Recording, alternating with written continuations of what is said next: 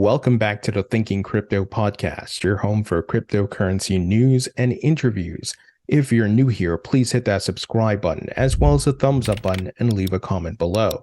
If you're listening on a podcast platform such as Apple, Spotify, or Google, please leave a 5-star rating.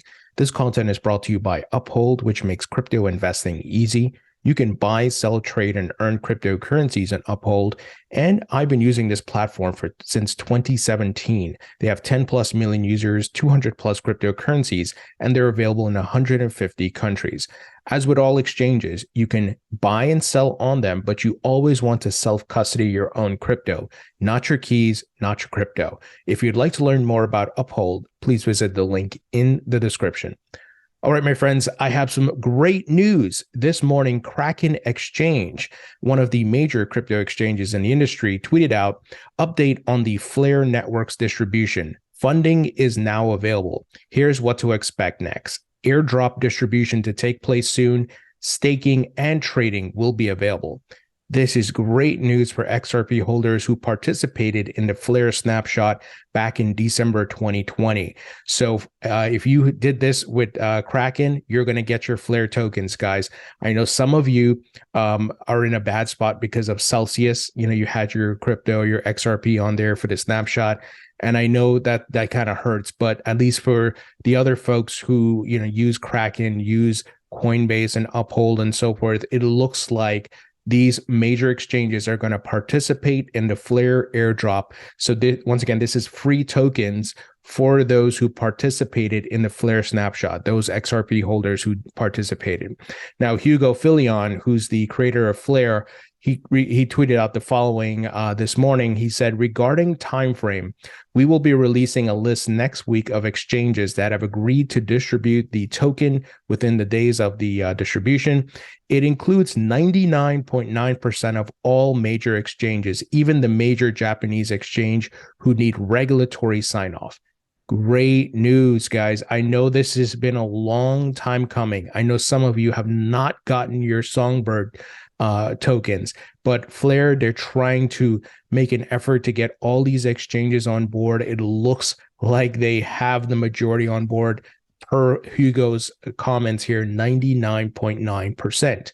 And even BitBoy, Ben Armstrong, who I've interviewed on the channel, he tweeted at Brian Armstrong, CEO of Coinbase, saying, hey, what happened to the Songbird tokens, right?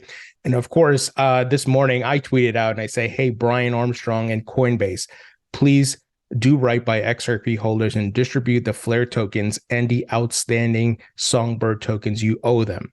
So per Hugo's comments, it seems like Coinbase is included in this, but I'm going to try to get an interview with Hugo to, get clarity. What is the list? But they're going to, release the list next week. So we'll have a full, idea of what to expect, which exchanges, timelines, and so forth. So it looks like this is moving ahead.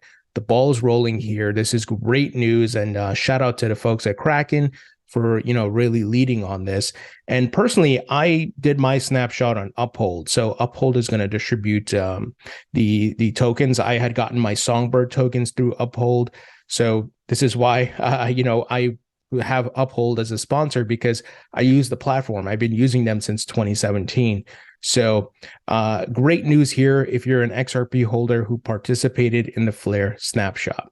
Now let's move ahead, guys, because we got more people voicing their anger, their disdain for what the New York Times is doing by having Sam Bankman-Fried speak at their upcoming event next week, the Deal Book Summit.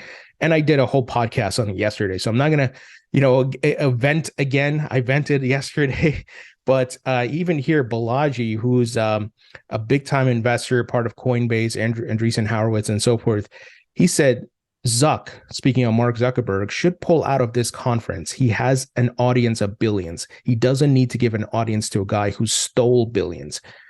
Absolutely, right? If you have some level of common sense, you would see this is a bad move. They're protecting Sam Bankman-Fried.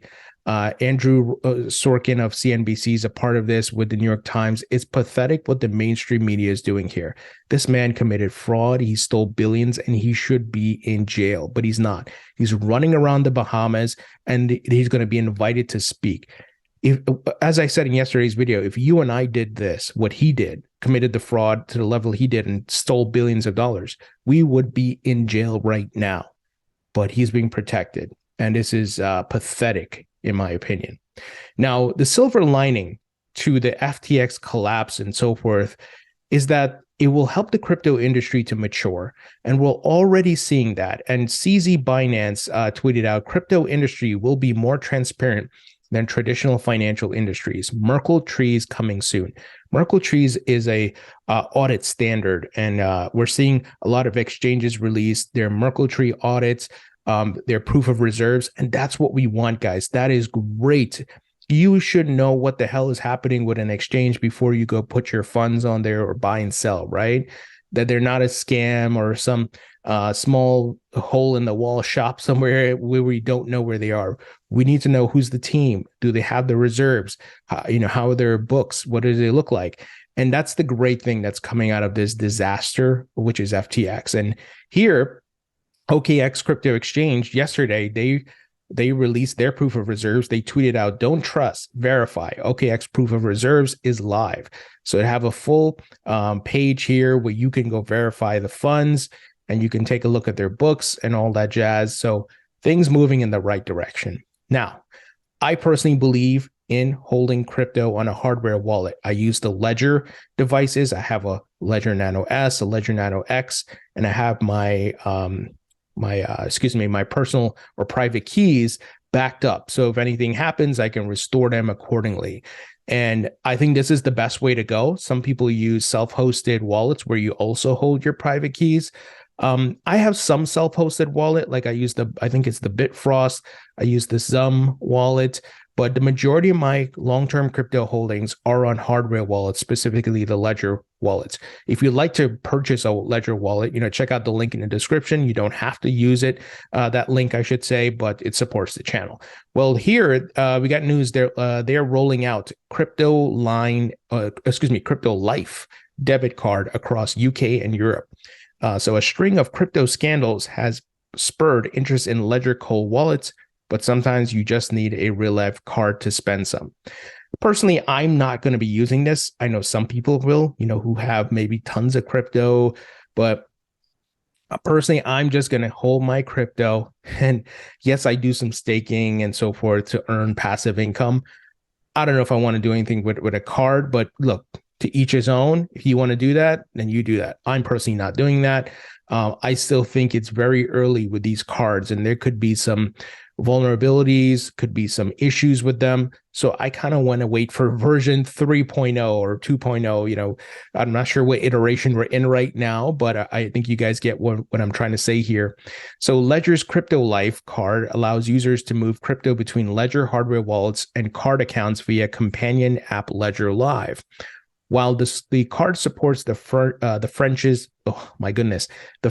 firm's cold crypto wallets, which promote self-custody, CL or Crypto Life is developed by London-based fintech Banks, which states that it's not a bank on its website.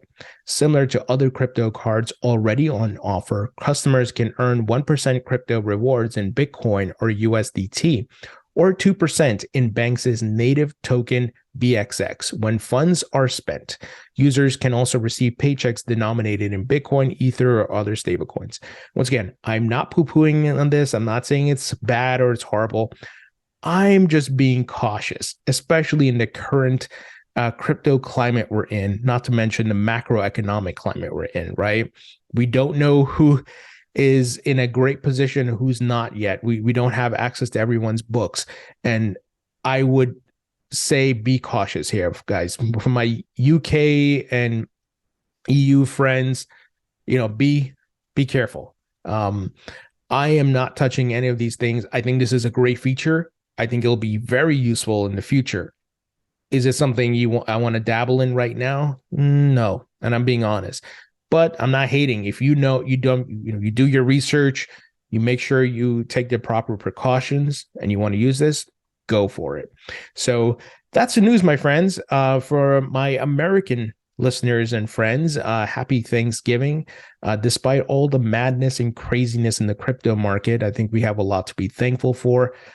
Thankful for life, thankful for family, friends, thankful to be able to make money in this crypto asset class. And, I appreciate you all for your support, listening, watching, subscribing. Thank you so much. And I will talk to you all later.